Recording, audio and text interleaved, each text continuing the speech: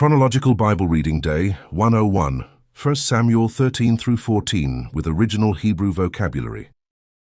Saul gathers 3,000 men to face the Philistines, and Jonathan strikes the Philistine garrison at Geba. Saul blows the shofar throughout the land, but Israel becomes abominable in the eyes of the Philistines. The enemy assembles with 30,000 chariots, 6,000 horsemen, and people like the sand of the sea. Facing this threat, the people of Israel flee to caves, thickets, and rocks. Saul waits 7 days for Samuel at Gilgal, but offers the burnt offering on his own. Samuel arrives and pronounces the sentence, "Saul's kingdom will not continue, for God has already sought a man after his own heart." There was no blacksmith in all the land of Israel. Only Saul and Jonathan had sword and spear. Jonathan proposes to his armor-bearer a secret attack on the Philistine garrison, declaring that there is no restraint to the Lord to save by many or by few. They ask for a sign from God and climb up to the outpost. 20 Philistines fall before them, and a trembling from God sweeps through the enemy camp. Saul perceives the confusion, calls the army, and God saves Israel that day. However, Saul pronounces a rash oath. "Cursed be any man who eats food before evening." Jonathan, unaware of the oath, eats honey, and his eyes brighten. The starving people eat meat with blood. When the lot falls on Jonathan, the people rescue him, declaring that he worked great salvation in Israel. Today you will learn words like Levav, heart, the center of will and decision, Matzor, restraint, Jonathan's declaration of faith, and Yeshu'ah, salvation, the deliverance God grants through those who trust in Him. Tomorrow we continue the chronological plan with Day 102. Subscribe and hit the bell so you don't miss a single day of this journey through the Word. Comment: which moment from Day 101 stood out to you most?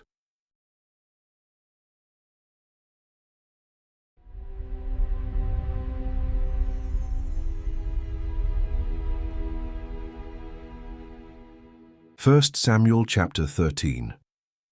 Saul was 30 years old when he became king, and he reigned over Israel 42 years. Saul chose for himself 3,000 men of Israel, of which 2,000 were with Saul in Michmash and in the Mount of Bethel, and 1,000 were with Jonathan in Gibeah of Benjamin. He sent the rest of the people to their own tents. Jonathan struck the garrison of the Philistines that was in Geba, and the Philistines heard of it. Saul blew the trumpet throughout all the land, saying, "Let the Hebrews hurl." All Israel heard that Saul had struck the garrison of the Philistines, and also that Israel was considered an abomination to the Philistines. The people were gathered together after Saul to Gilgal. The Philistines assembled themselves together to fight with Israel. 30,000 chariots, 6,000 horsemen, and people as the sand which is on the seashore in multitude. They came up and encamped in Michmash, eastward of Bethaven. When the men of Israel saw that they were in trouble, for the people were distressed, then the people hid themselves in caves, in thickets, in rocks, in tombs, and in pits. Now some of the Hebrews had gone over the Jordan to the land of Gad and Gilead, but as for Saul, he was yet in Gilgal, and all the people followed him trembling. He stayed 7 days according to the time set by Samuel. But Samuel didn't come to Gilgal, and the people were scattering from him. Saul said, "Bring the burnt offering to me here, and the peace offerings." He offered the burnt offering. It came to pass that as soon as he had finished offering the burnt offering, behold, Samuel came, and Saul went out to meet him, that he might greet him. Samuel said, "What have you done?" Saul said, "Because I saw that the people were scattered from me, and that you didn't come within the days appointed, and that the Philistines assembled themselves together at Michmash. Therefore I said, now the Philistines will come down on me to Gilgal, and I haven't entreated the favor of Yahweh. I forced myself, therefore, and offered the burnt offering." Samuel said to Saul, "You have done foolishly. You have not kept the commandment of Yahweh your God, which he commanded you. For now Yahweh would have established your kingdom on Israel forever. But now your kingdom will not continue. Yahweh has sought for himself a man after his own heart, And Yahweh has appointed him to be prince over his people, because you have not kept that which Yahweh commanded you." Samuel arose and went from Gilgal to Gibeah of Benjamin. Saul counted the people who were present with him, about 600 men. Saul and Jonathan his son and the people who were present with them stayed in Geba of Benjamin, but the Philistines encamped in Michmash. The raiders came out of the camp of the Philistines in 3 companies. One company turned to the way that leads to Ophrah, to the land of Shual. Another company turned the way to Beth Horon, and another company turned the way of the border that looks down on the valley of Zeboim toward the wilderness. Now there was no blacksmith found throughout all the land of Israel, for the Philistines said, "Lest the Hebrews make themselves swords or spears." But all the Israelites went down to the Philistines, each man to sharpen his own plowshare, mattock, axe, and sickle. The price was 1 payim each to sharpen mattocks, plowshares, pitchforks, axes, and goads. So it came to pass in the day of battle that neither sword nor spear was found in the hand of any of the people who were with Saul and Jonathan, but Saul and Jonathan his son had them. The garrison of the Philistines went out to the pass of Michmash. 1 Samuel, chapter 14. Now it happened on a day that Jonathan the son of Saul said to the young man who bore his armor, "Come, let's go over to the Philistines' garrison that is on the other side." But he didn't tell his father.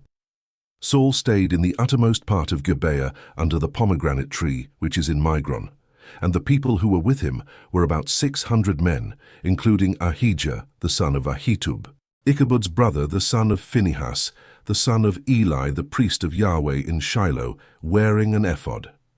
The people didn't know that Jonathan was gone. Between the passes by which Jonathan sought to go over to the Philistines' garrison, there was a rocky crag on the one side and a rocky crag on the other side, and the name of the one was Bosez, and the name of the other Seneh.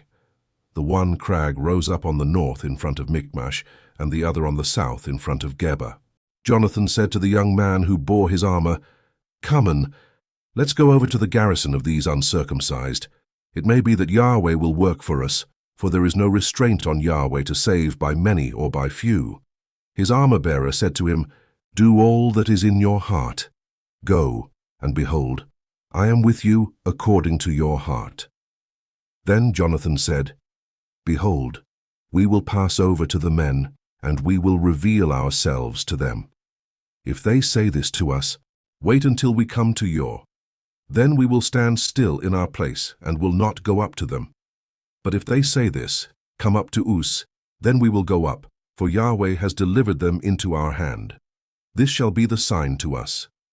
Both of them revealed themselves to the garrison of the Philistines, and the Philistines said, "Behold, the Hebrews are coming out of the holes where they had hidden themselves." The men of the garrison answered Jonathan and his armor-bearer, and said, "Come up to us, and we will show you something." Jonathan said to his armor-bearer, "Come up after me, for Yahweh has delivered them into the hand of Israel." Jonathan climbed up on his hands and on his feet, and his armor-bearer after him, and they fell before Jonathan, and his armor-bearer killed them after him. That first slaughter, which Jonathan and his armor-bearer made, was about 20 men, within as it were half a furrow's length in an acre of land. There was a trembling in the camp, in the field, and among all the people. The garrison and the raiders also trembled, and the earth quaked, so there was an exceedingly great trembling. The watchmen of Saul in Gibeah of Benjamin looked, and behold, the multitude melted away and scattered. Then Saul said to the people who were with him, "Count now, and see who is missing from us." When they had counted, behold, Jonathan and his armor-bearer were not there. Saul said to Ahijah, "Bring God's ark here." For God's ark was with the children of Israel at that time. While Saul talked to the priest, the tumult that was in the camp of the Philistines went on and increased. And Saul said to the priest, "Withdraw your hand." Saul and all the people who were with him were gathered together and came to the battle.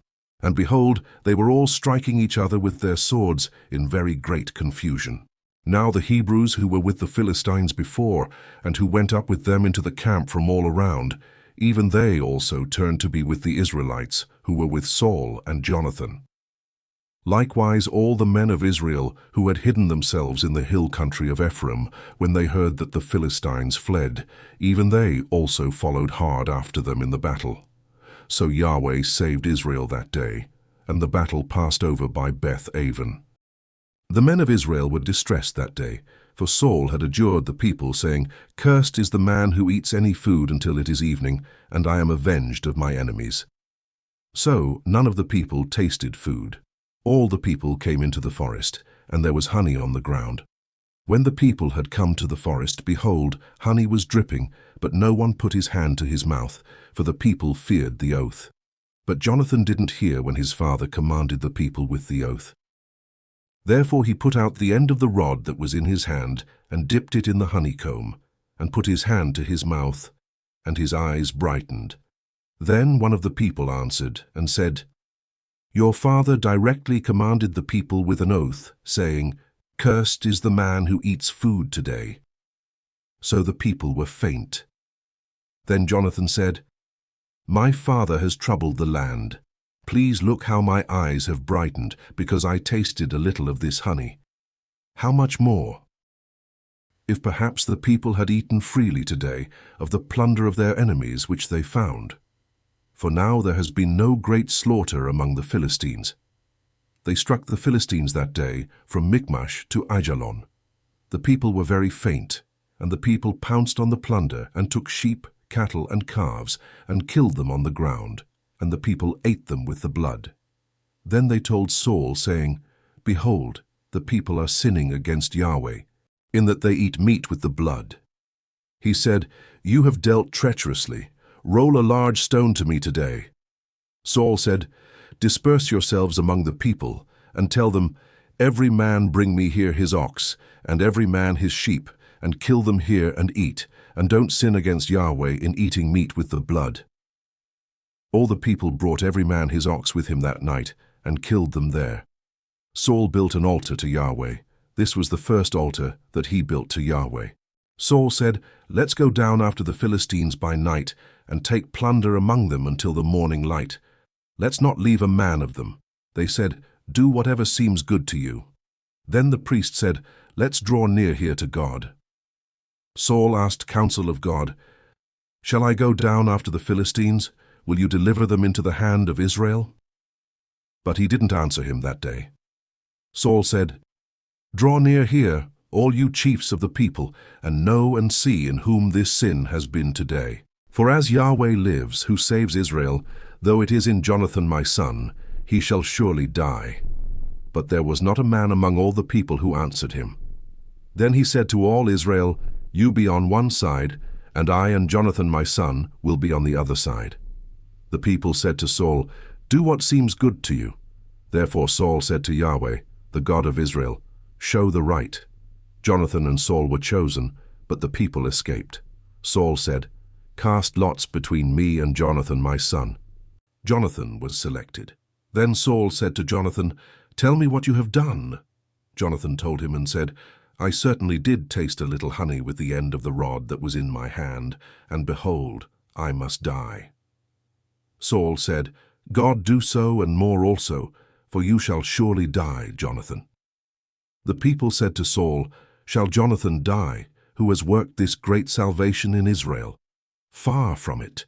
As Yahweh lives, there shall not one hair of his head fall to the ground. For he has worked with God today." So the people rescued Jonathan so he didn't die. Then Saul went up from following the Philistines, and the Philistines went to their own place. Now when Saul had taken the kingdom over Israel, he fought against all his enemies on every side, against Moab, and against the children of Ammon, and against Edom, and against the kings of Zobah, and against the Philistines.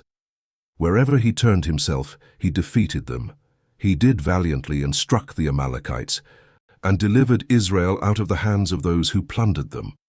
Now the sons of Saul were Jonathan, Ishvi, and Malchishua, and the names of his 2 daughters were these: the name of the firstborn Merab, and the name of the younger Michal. The name of Saul's wife was Ahinoam, the daughter of Ahimaaz. The name of the captain of his army was Abner the son of Ner, Saul's uncle. Kish was the father of Saul, and Ner, the father of Abner, was the son of Abiel. There was severe war against the Philistines all the days of Saul, and when Saul saw any mighty man or any valiant man, he took him into his service.